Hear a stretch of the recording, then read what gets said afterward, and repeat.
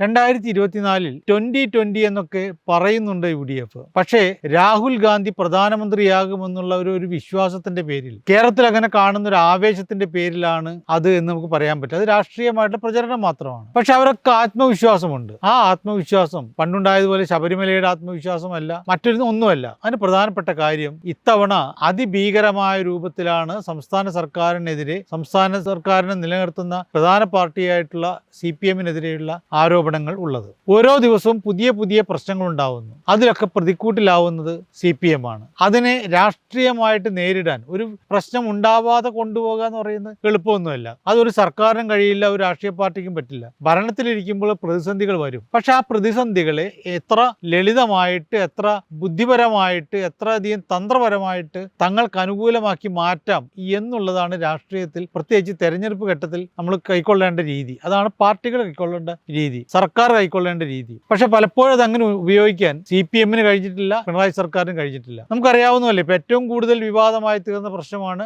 ഈ വയനാട്ടിലെ വെറ്റിനറി കോളേജിലെ കുട്ടിയുടെ, സിദ്ധാർത്ഥൻ എന്ന് പറയുന്ന വിദ്യാർത്ഥിയുടെ മരണം. പ്രതിപക്ഷം, പ്രത്യേകിച്ച് UDF-ലെ നേതാക്കന്മാരെല്ലാവരും ഇത് CBI അന്വേഷണം വേണമെന്ന് ആവർത്തിച്ച് ആവശ്യപ്പെടുന്നുണ്ട്. BJP തീർച്ചയായിട്ടും അത് ആവശ്യപ്പെടുന്നുള്ള കാര്യം നമുക്കറിയാം. ഇത്തരം കാര്യങ്ങളൊക്കെ നിലനിൽക്കും. ഇതിങ്ങനെ ഓരോ പ്രശ്നങ്ങളും, ആ സംഭവത്തിന് ശേഷമാണ് കൊയിലാണ്ടി കോളേജിൽ പ്രശ്നം ഉണ്ടാവുന്നത്. ഇങ്ങനെ ഓരോ പ്രശ്നവും തങ്ങൾക്ക് എതിരായിട്ട് വരുന്നു. സാധാരണഗതിയിൽ ഈ കാട്ടുമൃഗങ്ങൾ ജനങ്ങളെ ആക്രമിക്കുക എന്ന് പറയുന്ന അത്ഭുതമൊന്നുമില്ല. എല്ലാ സംസ്ഥാനങ്ങളിലും അത് നടക്കാറുണ്ട്. മറ്റു പല സംസ്ഥാനങ്ങളിലും കാട്ടുമൃഗങ്ങൾ ആക്രമിച്ച് കൊന്ന സംഭവങ്ങൾ നമ്മൾ ഈ അടുത്ത കാലത്തൊക്കെ വാർത്ത വായിച്ചു. പക്ഷെ അതൊരു രാഷ്ട്രീയ പ്രശ്നമായിട്ട് ആവർത്തിച്ച് വരുന്നൊരു സംസ്ഥാനം, ആവർത്തിച്ചുകൊണ്ടേയിരിക്കുന്ന ഒരു സംസ്ഥാനം, അത് കേരളമാണ്. എവിടെ ആനയുടെ, അല്ലെ എവിടെ കടുവയുടെ, അല്ലെങ്കിൽ എവിടെ മറ്റേതെങ്കിലും കാട്ടുമൃഗത്തിന്റെ, കാട്ടുപന്നിയുടെ പോലും ആക്രമണം ഉണ്ടാവുന്നുണ്ടോ, അങ്ങനെ മനുഷ്യർക്ക് പരിക്കേൽക്കുന്നുണ്ടോ, ആരെങ്കിലും മരിക്കുന്നുണ്ടോ, അതൊക്കെ സംസ്ഥാനത്തിനെതിരെയുള്ള വലിയ ആയുധമാക്കിയെടുക്കാൻ പ്രതിപക്ഷം ശ്രമിച്ചുകൊണ്ടിരിക്കുന്നുണ്ട്. അതിനെ തന്ത്രപൂർവ്വം അതിനെ മറികടക്കാൻ അത് കഴിയാതെ പോകുന്നു എന്നുള്ള ഒരു യാഥാർത്ഥ്യമുണ്ട്. അപ്പൊ സാധാരണഗതിയിൽ 2019 ഉണ്ടായതുപോലെയോ അതിന് മുമ്പൊക്കെ ഉണ്ടായതുപോലെയോ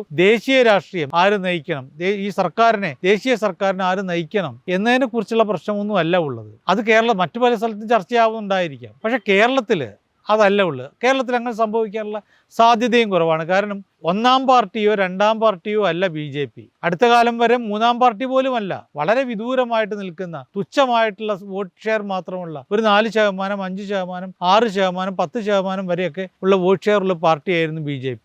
ഇപ്പോഴതല്ല. ഇപ്പൊ 2019 തെരഞ്ഞെടുപ്പിൽ പോലും പല ലോക്സഭാ മണ്ഡലങ്ങളിൽ രണ്ടാം പാർട്ടിയാണ്. അവർ A ക്ലാസ് സീറ്റുകൾ എന്ന് പറഞ്ഞ് ഇപ്പോൾ A+ സീറ്റുകളായിട്ട് മാറ്റിയിട്ടുണ്ട്. ഇപ്പൊ തിരുവനന്തപുരത്തെ, തൃശ്ശൂരിനെ, പാലക്കാടിനെ, ഇങ്ങനെ പല മണ്ഡലങ്ങളെയും അവർ A+ ആക്കി മാറ്റിയിട്ടുണ്ട്. അവരെ കണക്കൂടില്ല, അവിടെ ജയിക്കുമെന്നുള്ള വിശ്വാസം. അതിന് സ്വാഭാവികമായിട്ടും രാമക്ഷേത്രവുമായി ബന്ധപ്പെട്ട പ്രചരണങ്ങളും അതുണ്ടാക്കുന്ന ഹിന്ദുത്വ വികാരവും ഒക്കെയാണ് അവർ കണക്ക് കൂട്ടുന്നത്. അപ്പൊ അവരൊരു വഴിക്ക് പോകുന്നുണ്ട്. പക്ഷേ നമുക്ക് എല്ലാവർക്കും അറിയാവുന്ന പോലെ പോരാട്ടം BJP-യും UDF-ഉം തമ്മിലോ, BJP-യും CPM-ഉം തമ്മിലോ അല്ല. ഇനിയിപ്പോ NDA എന്ന് പറയുന്ന ഒരു മുന്നണിയുടെ പേരിൽ പോലും അല്ല. അവര് സത്യത്തിൽ അത്രയൊന്നും പരിഗണനയിലില്ലാത്ത ഒരു മുന്നണിയോ പാർട്ടിയോ ഒക്കെ ആയിട്ട് നിൽക്കുകയാണ്. ഇവിടെ പോരാട്ടം UDF-ഉം LDF-ഉം തമ്മിലാണ്. അത് ഇത്തവണ അതിശക്തമായ രൂപത്തിലുള്ള പോരാട്ടമായിട്ട്. പക്ഷെ എപ്പോഴും പ്രധാനപ്പെട്ട ഉന്നം എന്ന് പറയുന്നത് CPM ആണ്, മുഖ്യമന്ത്രിയാണ്, അദ്ദേഹത്തിന്റെ കുടുംബമാണ്. സ്വാഭാവികമായിട്ടും ഈ തെരഞ്ഞെടുപ്പ് ആ രീതിയിലേക്ക് പോയിരിക്കുന്ന അജണ്ട സർക്കാർ വിരുദ്ധതയിലേക്ക് കൊണ്ടുപോകാൻ UDF ശക്തമായിട്ട് ശ്രമിക്കുന്നുണ്ട്. അതിനെ ചെറുക്കാനുള്ള ശ്രമം സ്വാഭാവികമായിട്ടും